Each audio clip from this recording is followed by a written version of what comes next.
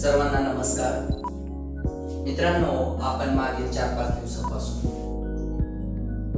एक विज्ञान विषयाची अत्यंत चांगल्या पद्धतीची प्रश्नमालिका पाहत आहोत.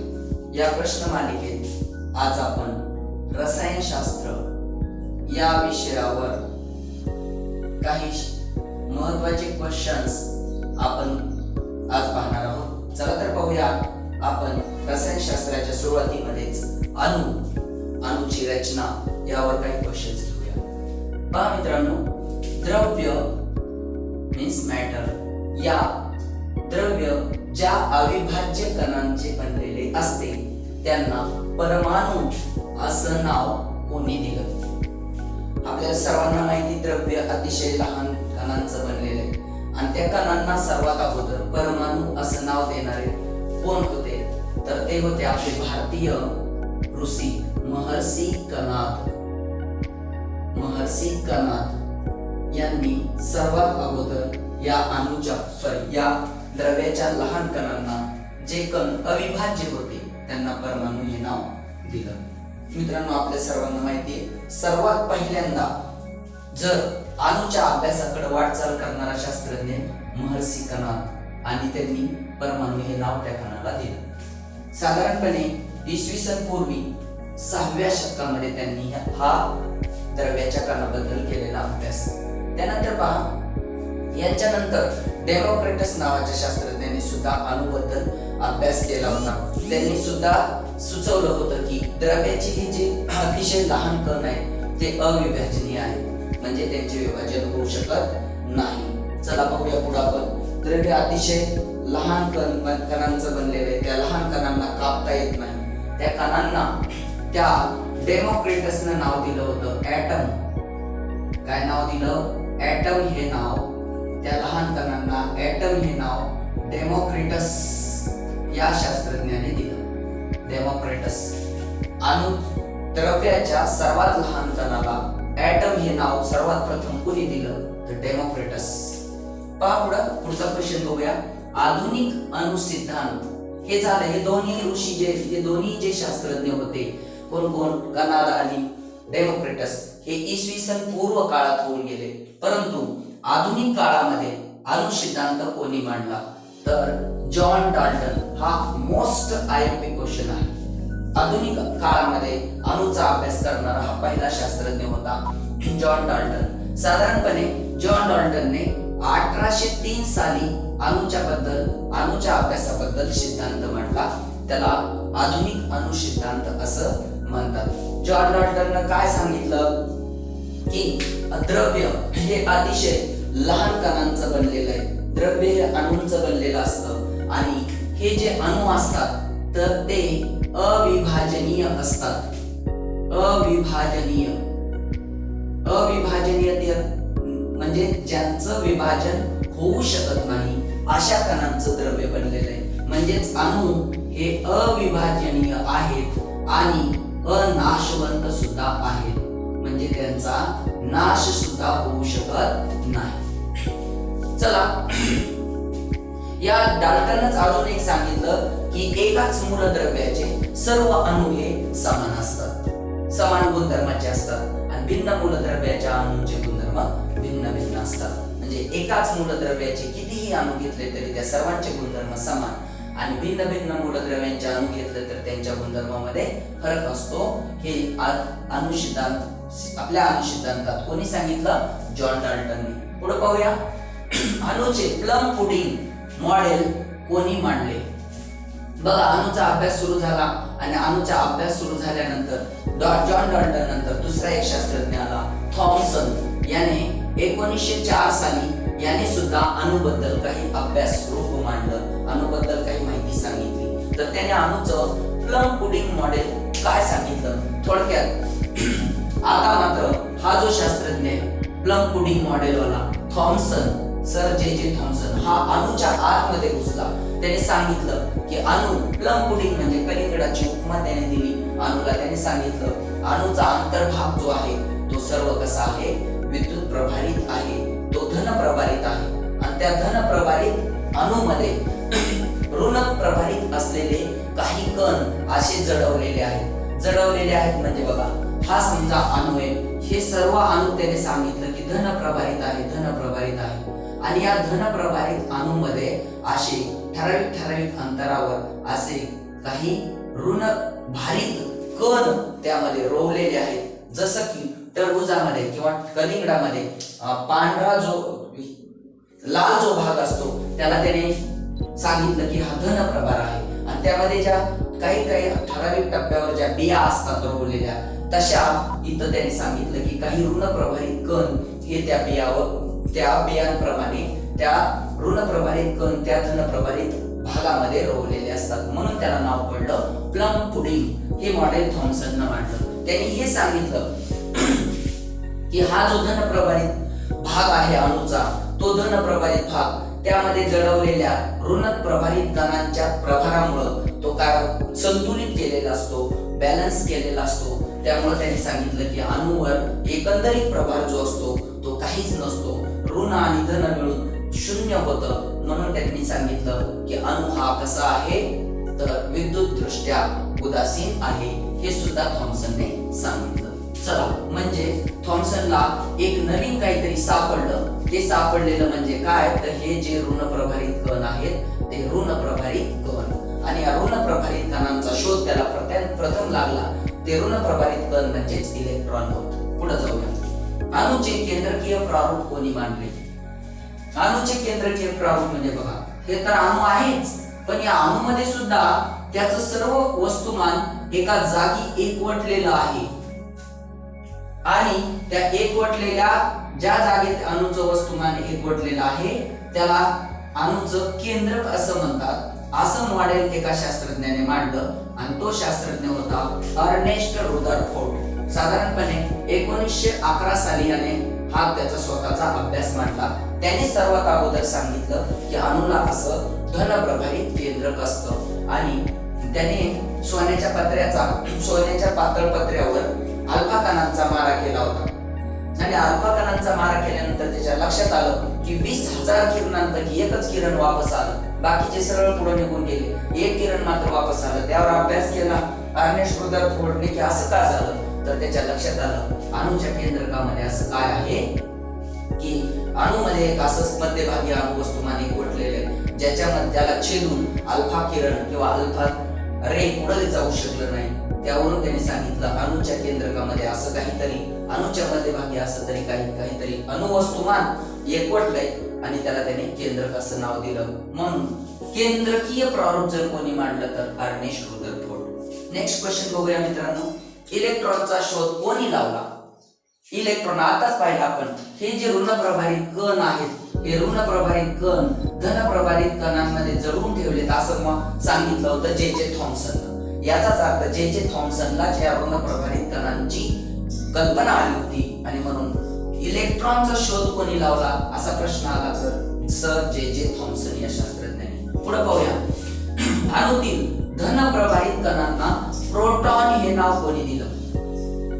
अणूतील धन प्रभारित कण जे आहेत बघा अणूच्या केंद्रकामध्ये धन प्रभारित कण एकवटलेले आहेत असा शोध किंवा अणूच्या केंद्रकामध्ये धन प्रभार एकवटलेला आहे आणि त्या धन प्रभारामध्ये जे कण आहेत त्या कणांना प्रोटॉन हे नाव रुदरफोर्ड या शास्त्रज्ञाने दिलं. कारण केंद्रकामध्ये जाऊन अभ्यास करणारा तो शास्त्रज्ञ रुदरफोर्ड हा पहिला शास्त्रज्ञ होता. पुढे पाहूया. रुदरफोर्डने आपल्याला काही महत्त्वाचे मुद्दे सुद्धा त्याने आपल्याला सांगितले बघा. त्याने सांगितलं अणूच्या केंद्रभागी धन प्रभारित केंद्रक असतं, केंद्रकावर धन प्रभार असतो आणि केंद्रकात अणूचे जवळजवळ सर्व वस्तुमान अणूच्या केंद्रकात एकवटलेले असते असं सुद्धा रुदरफोर्डने आपल्याला सांगितलं. तसंच या केंद्रकाभोवती काही इलेक्ट्रॉन सुद्धा परिभ्रमण करत असतात. ऋण प्रभारित कण या अणूच्या केंद्रकाभोवती वेगवेगळ्या कक्षांमध्ये परिभ्रमण करत असतात. हे सुद्धा आपल्याला रुदरफोर्ड या शास्त्रज्ञाने सांगितलं. त्यांनी पुढे हेही सांगितलं अणूच्या केंद्रकात जेवढा धन प्रभार एकवटलेला आहे तेवढाच ऋण प्रभार अणूच्या केंद्रकाभोवती इलेक्ट्रॉनच्या रूपामध्ये फिरत असतो आणि त्या दोघांचं संतुलन होतं आणि अणू विद्युत दृष्ट्या उदासीन होतो, मीन्स न्यूट्रल होतो. हेही परत रिपीट केलं रुदरफोर्डने। याच्या अगोदर तशी कल्पना या थॉमसनने सुद्धा मांडली होती, परंतु त्याला सिस्टमॅटिक रूप मात्र रुदरफोर्ड देऊ शकला। त्यानंतर पुढे पहा, जेव्हा या अणूच्या केंद्रकाभोवती इलेक्ट्रॉन असं भ्रमण करत असतात तेव्हा त्या भ्रमण मार्गांमध्ये काही पोकळ्या असतात, मोकळ्या जागा असतात, हेही आपल्याला रुदरफोर्डने सांगून दिलं। पुढे चला, अणूच्या केंद्रकातील न्यूट्रॉनचा शोध। बघा, अणूच्या केंद्रकात धनक प्रभारित कणांसोबतच असे सुद्धा काही प्रभार रहित कण असतात आणि त्या प्रभार रहित कणांना नाव असतं न्यूट्रॉन। आणि या न्यूट्रॉनचा शोध कोणी लावला तर प्राध्यापक चार्विक। हे नाव अत्यंत महत्त्वाचं आहे। विद्युत दृष्ट्या उदासीन असलेला, ज्याच्यावर कुठलाच प्रभार नाही असा जर कोणता कण असेल तर तो आहे न्यूट्रॉन। न्यूट्रॉनचा शोध प्राध्यापक चार्विक यांनी लावला। नेक्स्ट क्वेश्चन पाहूया मित्रांनो, अणूचे स्थायी कक्षा प्रारूप कोणी मांडले? बघा, हा सर्वात लेटेस्ट अभ्यास आहे अणूबद्दल की अणूच्या स्थायी कक्षा। याचा अर्थ काय, अणूच्या केंद्रकाभोवती अशा कक्षा आहेत इलेक्ट्रॉनच्या, ज्याच्यामध्ये इलेक्ट्रॉन फिरतायत। या कक्षांमध्ये या कक्षांचं स्थायी रूप कोणी मांडलं तर नील्स बोरने। बघा, रुदरफोर्डच्या आणि या नील्स बोरच्या अभ्यासामध्ये हाच फरक आहे की बघा, या नील्स बोरने रुदरफोर्डने केलेली थोडी चूक किंवा त्याच्यात राहिलेली त्रुटी दूर केली। काय म्हणला की रुदरफोर्डचं म्हणणं होतं अणूच्या कक्षा ह्या अस्थायी असतात, परंतु रुदरफोर्ड याने आपल्याला सांगून दिलं नील्स बोरने की अणूच्या कक्षा ह्या कशा असतात, स्थायी असतात। बघा, रुदरफोर्डने आपल्याला सांगितलं होतं की अणूच्या कक्षा स्थायी असतात, परंतु उलट बघा, ह्या कोण आहे, हा नील्स बोर याने सांगितलं की अणूच्या कक्षा ह्या काय असतात, अस्थायी असतात। बघा,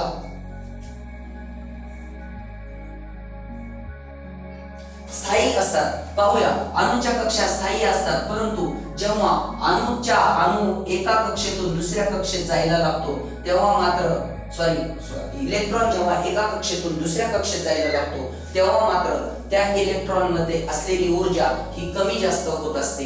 हे आपल्याला सर्वात पहिल्यांदा कोणी स्पष्ट करून सांगितलं तर नील्स बोर या शास्त्रज्ञाने सांगितलं। पहा, त्याने काय सांगितलं आपल्याला की अणूच्या भोवती समकेंद्री वर्तुळाकार कक्षांमध्ये इलेक्ट्रॉन भ्रमण करत असतात। विशिष्ट कक्षेत असताना समजा एकाच कक्षेत इलेक्ट्रॉन फिरतायत तेव्हा त्याची ऊर्जा स्थिर राहते, परंतु जर इलेक्ट्रॉन एक कक्षा सोडून दुसऱ्या कक्षेत जायचं असेल इलेक्ट्रॉनला किंवा बाहेरच्या कक्षेतून आतल्या कक्षेत यायचं असेल तर इलेक्ट्रॉनच्या अंगी असणारी ऊर्जा मात्र कमी जास्त होते। बघा, काय सांगितलं त्यांनी, बाहेरील कक्षेतून आतल्या कक्षेत, बघा 4 नंबरच्या कक्षेतून जर 3 नंबरच्या कक्षेत इलेक्ट्रॉनला उडी मारायची असेल तर तेव्हा मात्र तो इलेक्ट्रॉन काय करत असतो, फरका इतक्या, बघा त्या कक्षेत कितीचा फरक आहे तितक्या फरका इतक्या ऊर्जेचं तो शोषण करत असतो। आणि जर आतील कक्षेतून बाहेर कक्षेत जाताना तो ऊर्जेचं शोषण करतो आणि बाहेर कक्षेतून आतील कक्षेत यायचं असेल तेव्हा मात्र तो ऊर्जा सोडून देतो, म्हणजे उत्सर्जित करतो। पुन्हा रिपीट बघा, आतल्या कक्षेतून बाहेरच्या कक्षेमध्ये जेव्हा इलेक्ट्रॉन जायचंय तेव्हा त्याला ऊर्जेचं शोषण करावं लागतं। बाहेरच्या कक्षेतून आतल्या कक्षेत जेव्हा त्याला यायचंय तेव्हा तो ऊर्जा उत्सर्जित करत असतो, म्हणजेच सोडून देत असतो। हे सगळं आपल्याला नील्स बोरने सांगितलं। बघा, या रुदरफोर्डने जे सांगितलं होतं की अणूच्या कक्षा ह्या अस्थायी आहेत।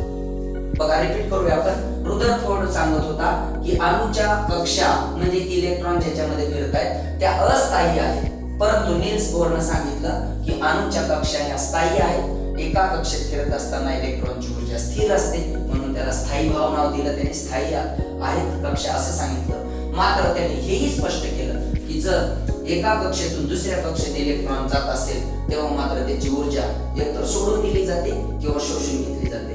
आतल्या कक्षेतून बाहेरच्या कक्षेत जाताना त्याला ऊर्जेचं शोषण करावं लागतं, बाहेरच्या कक्षेतून आतल्या कक्षेत उडी मारताना इलेक्ट्रॉन ऊर्जा सोडून देतो, म्हणजे उत्सर्जित करत असतो। नेक्स्ट क्वेश्चन बघूया, अणुअंक म्हणजे काय? अणूच्या केंद्रकातील प्रोटॉनची संख्या। बघा, अणुअंक कशाला म्हणतात तर अणूच्या केंद्रकामध्ये जे प्रोटॉन आणि न्यूट्रॉन कण असतात त्यातले फक्त जे प्रोटॉनची संख्या आहे त्याला आपण अणुअंक म्हणत असतो। याला दुसऱ्या भाषेत असं सुद्धा म्हणता येतं मित्रांनो, जेवढे प्रोटॉन असतात अणूच्या केंद्रकामध्ये तेवढेच इलेक्ट्रॉन त्या अणूच्या केंद्रकाभोवती सर्व कक्षांमध्ये मिळून असतात. म्हणजेच अणूतली प्रोटॉनची म्हणा किंवा इलेक्ट्रॉनची संख्या म्हणजेच त्या अणूचा अणुअंक असतो, तो आपण झेड अक्षराने दाखवत असतो. ठीक आहे, चला पुढे. अणुवस्तुमानांक म्हणजे काय? अणुवस्तुमानांक म्हणजे अणूच्या केंद्रकात असलेले प्रोटॉन आणि न्यूट्रॉन या दोन्ही कणांच्या संख्येची बेरीज. म्हणजे काय बघा, अणूमध्ये किती प्रोटॉन आहे आणि किती न्यूट्रॉन आहे त्या दोघांची बेरीज करायची, त्याला म्हणायचं अणु वस्तुमानांक. मीन्स त्याला ए या अक्षराने दाखवत असतात. आणि म्हणून एखाद्या मूलद्रव्याचं जर आपल्याला डिनोशन दाखवायचं असेल किंवा दर्शवायचं असेल तर त्याच्या बुडाशी अणुअंक आणि त्याच्या वरच्या टोकाशी अणुवस्तुमानांक दाखवत असतात. झेड म्हणजे अणुअंक आणि ए म्हणजे अणुवस्तुमानांक. चला पाहूया पुढचा क्वेश्चन. निष्क्रियता किंवा स्थिरत्व प्राप्त करायचं असेल एखाद्या मूलद्रव्याला तर करण्यासाठी अणून दिलेले किंवा घेतलेले इलेक्ट्रॉन संख्या याला काय म्हणत असतात, तर त्या मूलद्रव्याची संयोजन म्हणत असतात, व्हॅलेन्सी. मानूया एखाद्या मूलद्रव्याला इनॅक्टिव्ह व्हायचंय. बघा, समजा सोडियम मूलद्रव्य, त्याचं इलेक्ट्रॉन स्वरूप असतं 2 8 1. मग त्याच्या बाह्यतम कक्षेमध्ये 8 इलेक्ट्रॉन आहेत. दुसरे एक मूलद्रव्य मानूया क्लोरीन, त्याचं 2 8 7 हे इलेक्ट्रॉन स्वरूप असतं. म्हणजे ते बाहेरच्या कक्षेत 7 इलेक्ट्रॉन आहेत. आता पहा, यांच्या गरजेनुसार हे इलेक्ट्रॉन देतात किंवा घेतात. मग बघा, याला जर अष्टक प्राप्त करायचं असेल म्हणजे स्थिरत्व प्राप्त करायचं असेल तर सोडियम काय करतो, बाहेरच्या कक्षेतला इलेक्ट्रॉन देऊन टाकतो. आणि क्लोरीन काय करतो, बाहेरच्या कक्षेमध्ये 1 इलेक्ट्रॉन घेतो. म्हणजे याचं सुद्धा अष्टक पूर्ण होतं आणि याचं सुद्धा अष्टक पूर्ण होतं, म्हणजे स्थिरत्व प्राप्त होतं. याचा अर्थ बाहेरच्या कक्षेतल्या इलेक्ट्रॉनच्या संख्येवर ठरत असतं त्या मूलद्रव्याची संयोजक किती. तर बघा, सोडियमची सुद्धा संयोजक किती आहे, 1. आणि क्लोरीनची सुद्धा संयोजक किती आहे, तर 1च आहे. कारण सोडियम सुद्धा स्थिरत्व प्राप्त करण्यासाठी 1च इलेक्ट्रॉन देतो आणि क्लोरीन सुद्धा स्थिरत्व प्राप्त करण्यासाठी 1च इलेक्ट्रॉन घेतो. म्हणजे दिलेला असेल किंवा घेतलेला असेल, परंतु त्या इलेक्ट्रॉनच्या संख्येला आपण त्या मूलद्रव्याची संयोजा म्हणत असतो. ही संयोजा कशावरून ठरते, तर अणूच्या बाह्यतम कक्षेत असलेल्या इलेक्ट्रॉनच्या संख्येवरून ठरत असते.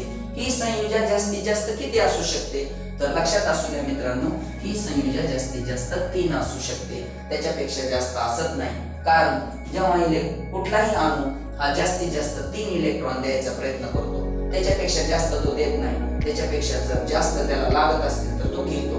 त्याच्या बाह्यतम कक्षेत 3 पेक्षा जास्त इलेक्ट्रॉन असतील, समजा एखाद्याच्या 4 असतील तर शक्यतो तो देतही नाही घेतही नाही. तो मग कोव्हॅलेंट बॉन्ड म्हणजे सहसंयोजी बंध बनवायचा प्रयत्न करतो. पुढचा प्रश्न बघूया. हायड्रोजन या मूलद्रव्याला किती समस्थानिके असतात? बघा, नवीन नाव आलंय समस्थानिके. हायड्रोजनला मूलद्रव्याला 3 समस्थानिके असतात, हे लक्षात असू द्या अगोदर. 3 समस्थानिके. समस्थानिके म्हणजे काय ते पहा, की एकाच मूलद्रव्याचे अणू, समजा हा अणू एकाच मूलद्रव्याचे आहे. मानू की हायड्रोजनचाच आहे हा पण अणू, हा पण हायड्रोजनचाच, पण हा पण हायड्रोजनचाच. परंतु एकाच मूलद्रव्याचे अणू असताना सुद्धा जेव्हा त्यांचा अणुअंक समान असेल, म्हणजेच त्यांच्या केंद्रकात असलेल्या प्रोटॉनची संख्या समानच आहे, मानूया 1 1 1, परंतु त्यांचे अणुअंक समान, मात्र त्यांचे अणुवस्तुमानांक मात्र वेगवेगळे. म्हणजे काय ते बघा, अणूच्या केंद्रकात, ह्याच्या अणूच्या केंद्रकात 1 प्रोटॉन आहे आणि 0 न्यूट्रॉन. याच्या अणूच्या केंद्रकात 1 प्रोटॉन आणि 1 न्यूट्रॉन. याच्या अणूच्या केंद्रकात 1 प्रोटॉन आणि 2 न्यूट्रॉन. बघा, म्हणजे अणुवस्तुमानांक वेगळा झाला, अणुअंक तेवढाच आहे. म्हणजे प्रोटॉन एकच आहे सगळीकडे, 1 1 1, म्हणजे अणुअंक एकच आहे, परंतु अणुवस्तुमानांक बदलला. अणुवस्तुमानांक बघा, याचा अणुवस्तुमानांक 1 आहे कारण 1 आणि 0 1. याचा अणुवस्तुमानांक 2 आहे कारण 1 प्रोटॉन आणि 1 न्यूट्रॉन. याचा अणुवस्तुमानांक 3 आहे कारण 1 प्रोटॉन आणि 2 न्यूट्रॉन. मग याच्यावरून ह्या समस्थानिकांना नाव सुद्धा दिलेले आहेत. बघा, हायड्रोजनचे जे 3 समस्थानिक आहेत त्यातलं पहिलं समस्थानिक आहे प्रोटियम. प्रोटियम हे हायड्रोजनचं समस्थानिक नंबर 1 आहे, ज्याच्यामध्ये 0 न्यूट्रॉन असतात, ज्याच्यामध्ये 0 न्यूट्रॉन असतात, म्हणजे एकही न्यूट्रॉन नसलेलं हायड्रोजनचं समस्थानिक म्हणजे प्रोटियम.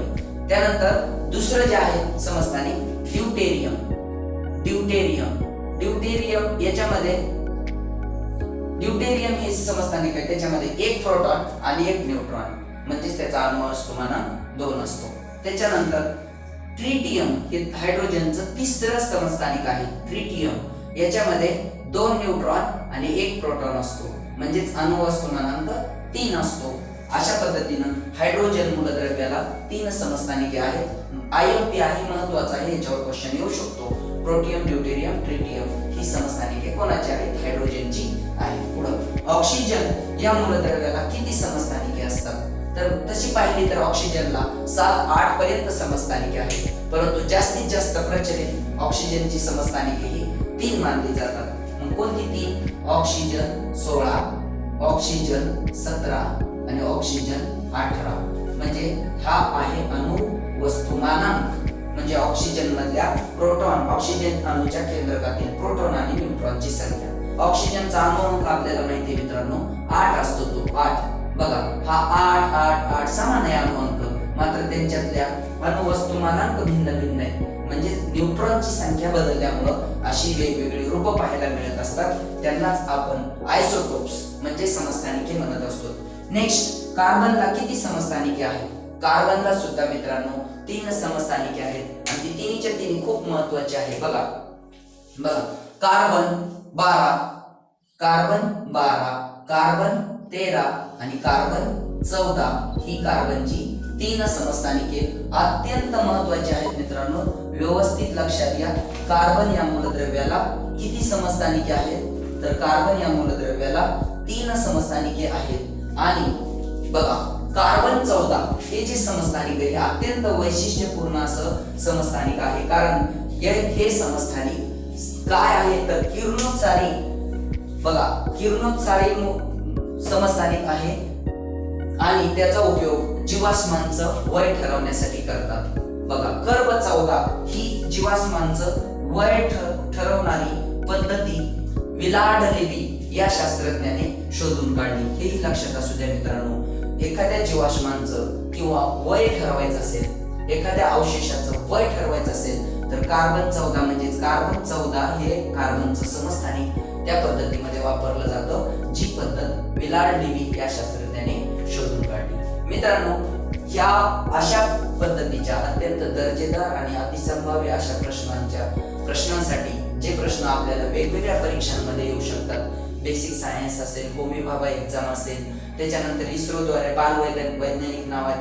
बालवैज्ञानिक ट्रेनिंग साठीची परीक्षा घेतली जाते ती परीक्षा असेल, इवन NMMS परीक्षा असेल किंवा शिक्षक प्रेरणा परीक्षा असेल, अशा कुठल्याही स्वरूपामध्ये जे सायन्स या घटकावर जे क्वेश्चन्स येतात ते क्वेश्चन्स त्यामध्ये हे अतिसंभाव्य असलेले प्रश्न आहेत. मित्रांनो अजूनही तुम्ही जर माझ्या IAS फाउंडेशन या YouTube चॅनलला सबस्क्राईब केलं नसेल तर सबस्क्राईब करा, शेअर करा, लाईक करा, कमेंट करा आणि समोर असलेल्या बेल आयकॉनला प्रेस करा, जेणेकरून तुम्हाला अशा पद्धतीच्या नवनवीन व्हिडिओचे नोटिफिकेशन मिळत राहतील. Thanks for watching.